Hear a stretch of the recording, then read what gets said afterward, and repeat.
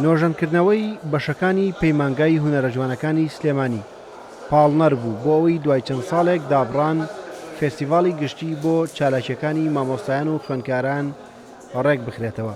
بە خۆشحاڵیەوە ئێمە ئاگداری شانازخان و ئیداری گشتیەتی نیشتمانی کوردستانمان کرد زۆر بە خۆشحاڵیەوە هاتنە پێشەوە خۆتان وەزعی ناو پەیمانگای بینن کە نۆژەنکردنەوە ئەمساڵ بە خۆشحاڵیەوە جارێکی تر کە دەستگای میدیای کورسات سپۆنسەری فیستیڤاڵی کە دوای چەند ساڵێک دابڕان لە پەیمانگا کە فیستیڤاڵی نەبوو ئەوەش جارێکی تر بۆ ئێمە جەژنەکە بوو بە دوو جەژنیانی.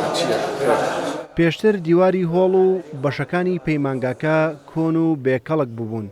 با بڕیارێکی شاناز ئیبراهیم ئەحمەد کارگێڕی مەکتەبی سیاسی یەکێتی مەکتەبی ئیدارە و دارایی گشتی یەکێتی بەشی ناوەوەی بینا و هۆڵەکانی نۆژەن کردوونەتەوە و کەرەستەکانی گۆڕیون.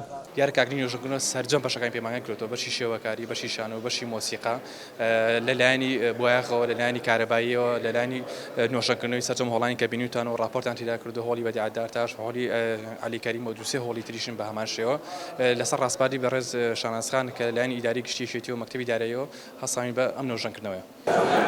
گۆڕانکاری لە ڕنگ و دیکۆرەکان و گۆڕینی کەرەستەکان حەز و خولیای خوێندکارانیشی بۆ وانەکان زیاتر کردووە.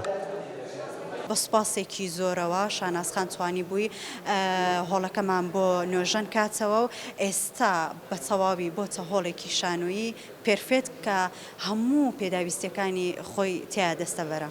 کاتێکە یعنی شوێنەکانمانە بینی دیوارەکانمانەبی پیس بوو پۆخڵ بوو شتی لەسەر نووسرا بوو یان درزی تێبوو بوو شکێنرا بوو دەرگاکان کێشەی تیا بوو ئەین بەڕاستی نازام لە خۆتەوە تااقەتی درس خوێندنیشە نابوو یا هەر نەئەچوە مێشکیشە یا خەیاڵە چوو بۆ لای دەرگایەکی شکاو بەڵام ئێستا بەعام بیناکەمان نۆژەن کراوەتەوانێ هەم لە ڕووی دەرونیەوە هەم لە ڕووی فێربوونەوانێ هەم لە ڕووی جوانی بیناکەوانێ هەم لە ڕووی کە خۆمان پێمان خۆشە زۆر ینی فەرقی هەیە و سوودمان لێ بینیوە.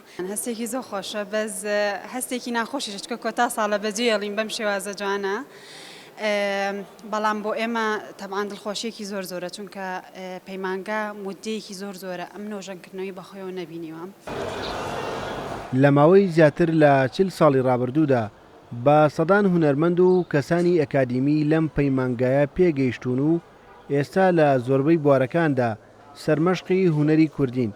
سەرەڕای ئەو خزمەتە زۆرە ماوەی زیاتر لە 20 ساڵ بوو بینای پەیمانگاکە فەرامۆش کرابوو.